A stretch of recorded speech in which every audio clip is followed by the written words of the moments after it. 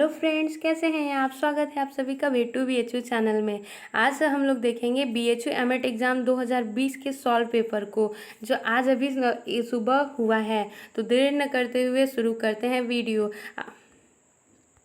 ये पार्ट 1 है, इसके आगे को पार्ट को देखना मत भूलिएगा। तो बढ़ते हैं आगे। तो हम लोग देखते हैं आज खंड 2 हिंदी भाषा का, जिसमें कि क्वेश्चन हम लोग सॉल्व करने जा रहे हैं। तो सबसे पहला है कि पार्वती मंगल किसकी रचना है। तो पार्वती मंगल जो है वो तुलसीदास जी की रचना है। किसकी रचना है? तुलसीदास जी की। इसके साथ ही पार्वती मंगल के साथ जानकी मंगल, रामलाल नछहु, ये सब चीज़ें तुलसीदास ने लिखी हैं। अगला क्वेश्चन है कि क्वेश्चन नंबर 122, गोस्वामी तुलसीदास का देहावसान कहाँ हुआ था। तो ये काशी में हुआ था। तो अब इसका प्रूफ भी देख लेते हैं। तो जैसे कि यहाँ पे आप नोट्स में देख सकते हैं कि इनका जो जन्म है वो 1532 में राजापुर बांदा में हुआ है, और मृत्यु जो है 1623 ईस्वी में 80 घाट वाराणसी पर हुई है।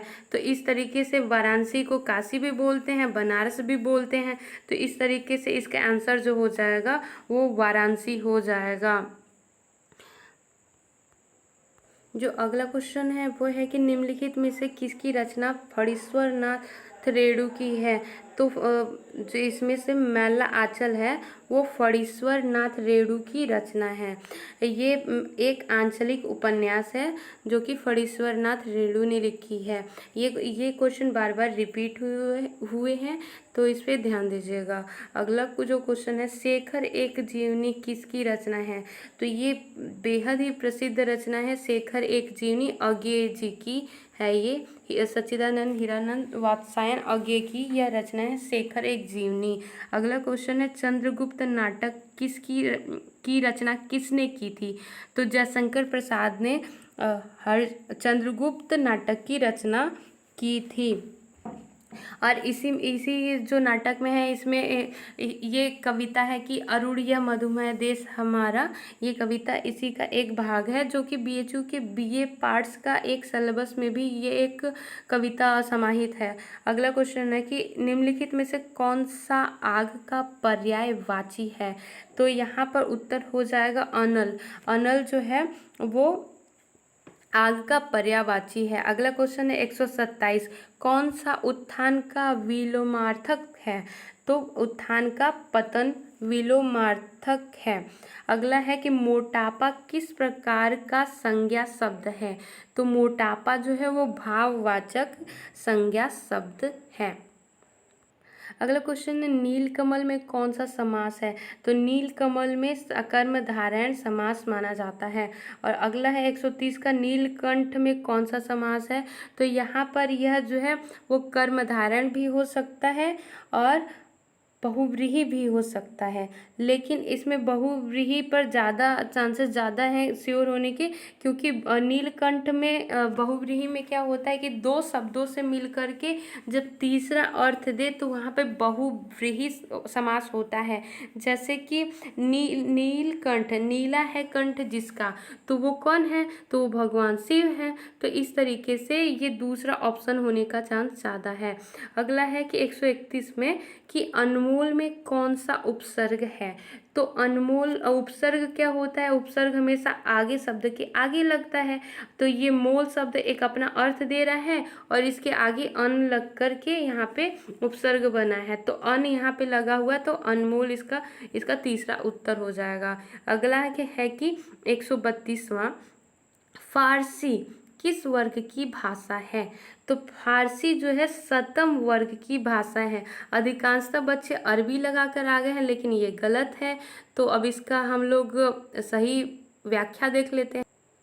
यह कपिल देव द्विवेदी की भारतीय परिवार की विशेषताएं नामक बुक से लिया गया है। इसमें आप लोग देख सकते हैं कि फारसी जो है, यहाँ पे फारसी शब्द है, तो वो किस वर्ग की भाषा है। तो ये शतम वर्ग की भाषा है, जो कि सद शब्द से बनी हुई है।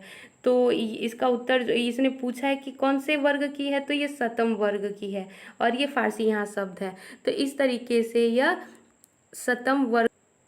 तो इस तरीके से इसका उत्तर जो हो जाएगा वो दूसरा सही हो जाएगा। अगला क्वेश्चन है, निम्नलिखित में से किस शब्द की वर्तनी सही है? तो आशीर्वाद इसका सही हो जाएगा। जैसे कि हम लोग जानते हैं कि हमेशा हरीफ रे र जो है दूसरों के सिर पर लगाते हैं। एक ट्रिक है कि बिंदी हमेशा अपने माथे पर लगाते हैं और हमेशा टोपी दूसरे के सिर पर देते हैं। तो यहाँ पे र जो टोपी है वो दूसरे के सिर पर देना है। आशीर्वाद में स के बाद ही र सुनाई देता है, लेकिन इसको लिखते हैं दूसरे पे हैं। तो इस तरीके से इसका तीसरा ऑप्शन सही हो जाएगा। अगला क्वेश्चन है कि 134वां, राजभाषा हिंदी के विकास का निर्देश संविधान के किस अनुच्छेद में दिया गया है? तो ये 351वां में चौथे ऑप्शन इसका सही हो जाएगा, इसमें दिया गया है।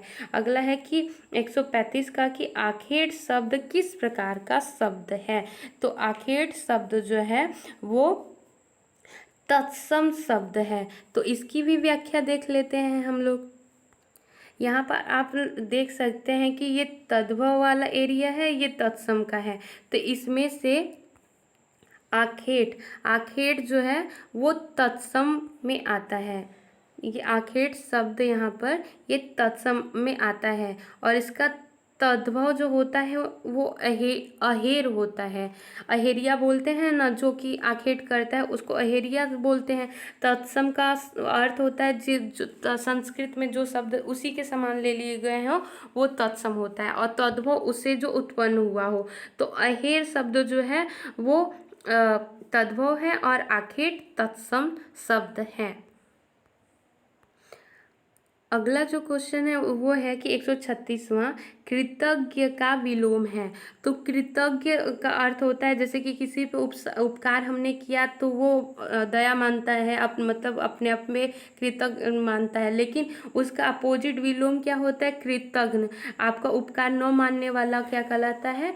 कृतघ्न। तो इसका ऑप्शन तीसरा सही हो जाएगा। तो आज के लिए बस इतना ही। मिलते हैं नेक्स्ट वीडियो में नए पार्ट में।